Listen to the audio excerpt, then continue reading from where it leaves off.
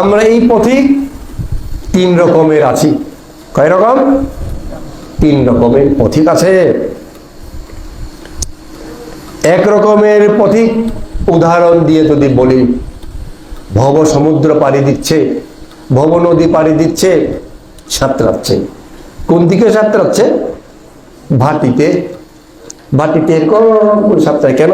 ভাটিতে বেশি কষ্ট হয় না, আরাম। না সাঁতরালেও এরকম করে থাকলেও ভেসে চলে যায়, যে তাই ওদিকে যেতে চায় সবাই।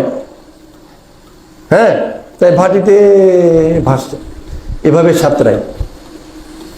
যে ব্যক্তি এভাবে ভাটিতে পানিতে ভাসতে থাকে, ও যদি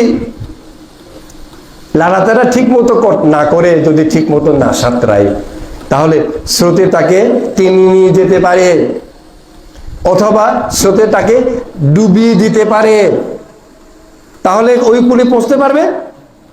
ওই কূলে আর পৌঁছবে না। এই এক ধরনের মানুষ আছে। আর এক ধরনের মানুষ স্রোতের উজানে বাইরে। কেন উজানে? তার বল আছে, যে শক্তি আছে, যে সক্ষম ব্যক্তি, আমি এদিকেই জোর একেবারে শক্তি দিয়ে তাড়াতাড়ি আমি উজানে। কিভাবে? ওই নদী বরাবর। তার অবস্থা কি হবে? বেশি বল ক্ষয় হবে না, শক্তি ক্ষয় হবে না। এদিকে সাঁতরাতে হয়, যে সে যত বেশি জোরে সাঁতরাবে তত বল ক্ষয় হবে, তত শক্তি ক্ষয় হবে। কিন্তু ওই কূলে পৌঁছবে? ওই কূলে পৌঁছবে না, তার জীবনও ব্যর্থ।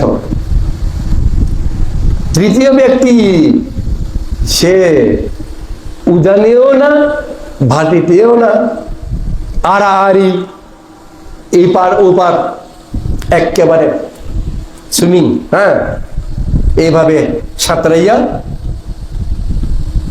স্মৃতি সহকারে, বীর্য সহকারে ওই কূলে পৌঁছে যেতে পারে। অথবা আরো যদি তার সুযোগ হয়, নৌকা চড়ে, জাহাজে চড়ে ওই কূলে আরামে জোকায় একে নৌকায় পা লাড়তে লাড়তে, হ্যাঁ, সিগারেট পান খাইতে খাইতে, গান গাইতে গাইতে ওই কূলে চলে যেতে পারে।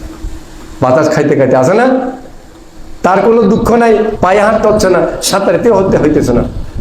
আর যদি কোনো ব্যক্তি এমনও যদি তার সুযোগ হয়, ব্রিজ আছে, ব্রিজ, সেতু, সেতুতে একেবারে আরাম করে হাওয়া খাইয়া খাইয়া সেতুতেই চলে গেল।